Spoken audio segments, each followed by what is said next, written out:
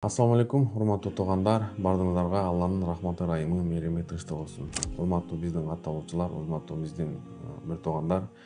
Бүгүнкү биздин сүйлөшө турган темабыз ысырапкерчилик жөнүндө. Бүгүнкү күндө эле ошо ысырапкерчилик темасы көп козголуп, соц сеттерден окуп каласың. Умрага барып ысырапкерчилик кылып, арабтарды байытып, мындай кылды, тигиндей кылды, умрага барбай эле койбойбу, ошол акчага минтип койбойбу, тигинтип койбойбу деген сөздөр да жок эмес. Албетте ар кимдин өзүнүн пикири бар, ар ким өзүнүн пикирин айтканга укуктуу.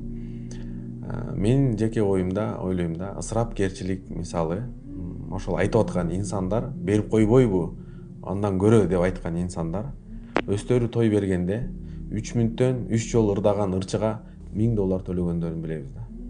$500, $400. Ушу 9 мүнөттүк ырга $1000 төлөгөн ушул ысырапкерчилик эмеспи? Той тозобуз. 4 салат, 3 түрлүү тамак. Жетим жесирлер жебеген тамак, бербеген тамакты эл көрсүн үчүн дасторкон жаябыз. Анын бирөөсү да жейилбейт. Кетерде бардыгы айген пакетке салынган бойдон кетет, анын холодильгинде калат, ошо менен нар жака итке ыргытылат. Ушул ысырапкерчилик эмеспи? Мейли, арабтарды байытат деп айтып атат. Умрага чыгып атса бир 5000 адам чыгып аткан чыгар.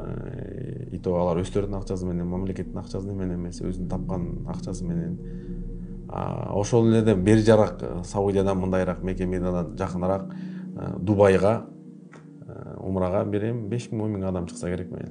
Дубайга жылына 40 000, 50 000 кыргыз барат. Анда булар неге арабтарды байытып барбай эле койбойбу булар? Ошол актан жетим жесирлерге берип койбойбу? Эмнеге ошо айткандар өздөрү Дубайга барып эз алышат анда? Анда бул арабтарды байытып аткан эмеспи? Ар кимдин акчасы болгондон кийин ар ким өзүнүн каалаганын кылат экен да. Жүрөгү кайсыл жака тартса. Умрага барып келип өз көзүбүз менен көрүп атабыз канча адамдарды, үй бүлөсүн таштагандар кайткандарды көрүп атабыз. Аялын таштап кеткендер кайткандарды. Айылына барып иманга келгенден кийин көпүрө салып, мектеп салып, көчөлөрүн оңдогондорду, ата-энелерин, карыяларын үй таштап кеткендерди кайтаргандарды көрүп атабыз да. Эми ар ким өзүнүн акчасы болгондон кийин ал өзү билет экен. Биз баягы кыргыздын өзү билбесе да бирөөгө акыл айткан аны сүйүктүү иш экен да. Мына жакында жаңы жыл келатат.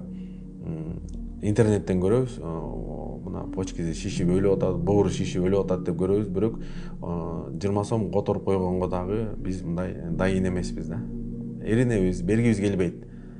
Бирок зырчатка алып, салют алып, $5000 чейин аттыргандарын көрөбүз. Мейли 5000 сомго деле ушу асманга атып салган бул акылсыздык эмеспи, ушул ысырапкерчилик эмеспи? Ошондуктан туугандар, ысырапкерчиликти биз ойлойм, Кыргызстандын бир дагы оңолбой атканы бул акыретине дагы эмес, жашоосуна дагы эмес, мындай пайда келтирбей турган ысырапкерчиликтер кылып аткан да. Ушу той Кыргызстан боюнча Бишкекте эле 1000 ресторан бар экен. Ошондуктан Кыргызстан бул той тозу, убакытты ысырапкерчилик кылган, акчаны ысырапкерчилик жактан биз дүйнөлүк чемпионатка кача турган болсок, биринчи орун алмакпыз го дейм. Эгер Кыргызстан той тупурду, ушул той ашты бир 10 жылга токтото турган болсо, биз Кыргызстандын карызынан кутулабыз го дейм. Ошон үчүн ысырапкерчилик кылып атат дегендердин өздөрүнүн ысырапкерчилигин эзептеп келе турган болсок, баягы акылга сыйбай турган да туугандар. Ошон үчүн жашообузга дагы, акыретибизге дагы акчабызды, убактыбызды туура иштеткенге, туура жака жумшаганга Аллах Таала